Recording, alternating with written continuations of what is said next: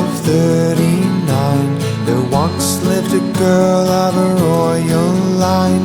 The ancient stories do recall she was the fairest of them all.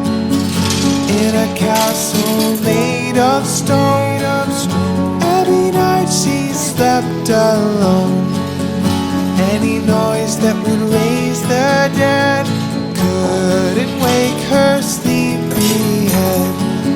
Oh,